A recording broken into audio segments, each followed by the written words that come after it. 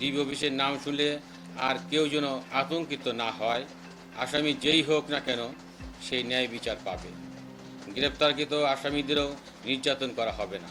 এখানে কোনো নায়ক নায়িকা বা সেলিব্রিটিদের সময় কাটানোর জায়গা হবে না।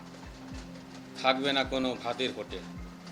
আমি স্পষ্টভাবে বলতে চাই, ঢাকা মহানগর গোয়েন্দা অফিসে আর কোনো আয়নাঘর থাকবে না।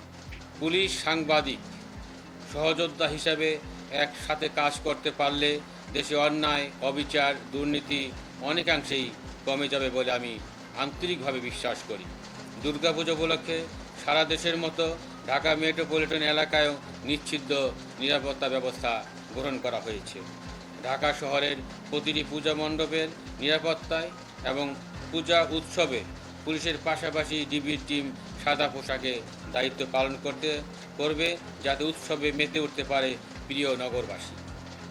এই অল্প কয়েকদিনেই বাংলাদেশ পুলিশ যে অবস্থা থেকে ঘুরে দাঁড়িয়েছে, জনগণের আকাঙ্ক্ষা অনুযায়ী দাঁড়াতে পেরেছে, এর পিছনে যার কথা না বললেই নয়, তিনি অন্তর্বর্তীকালীন সরকারের মাননীয় প্রধান উপদেষ্টা, নোবেল বিজয়ী, গর্বিত বাংলাদেশি, আমার ভাষায় আমি যাকে বিশ্বনেতা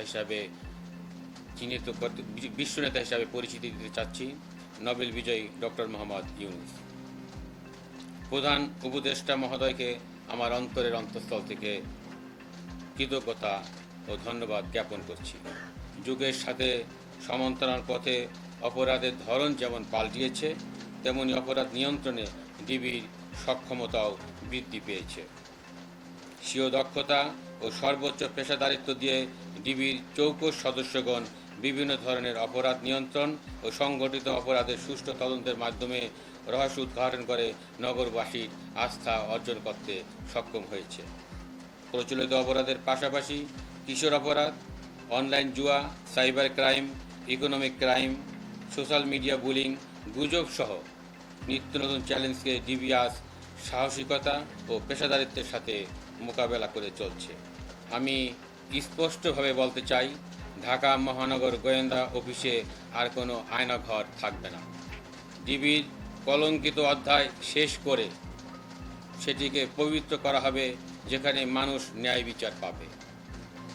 এখানে কোনো নায়ক নায়িকা বা সেলিব্রিটিদের সময় কাটানোর জায়গা হবে না। থাকবে না কোনো ভাতের হোটেল। আসামি যেই হোক না কেন সেই ন্যায় বিচার পাবে। গ্রেপ্তারকৃত আসামিদেরও নির্যাতন করা হবে না। ডিবি অফিসের নাম শুনলে আর কেউ যেন আতঙ্কিত না হয়।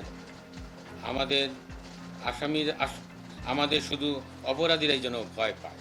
ডিবি অফিসে কোনো রকম অন্যায়, অবিচার ও দুর্নীতিকে প্রশ্রয় দেওয়া হবে না। ডিবিতে চৌকস, দক্ষ ও পেশাদার কর্মকর্তাদের পদায়ন করা হয়েছে।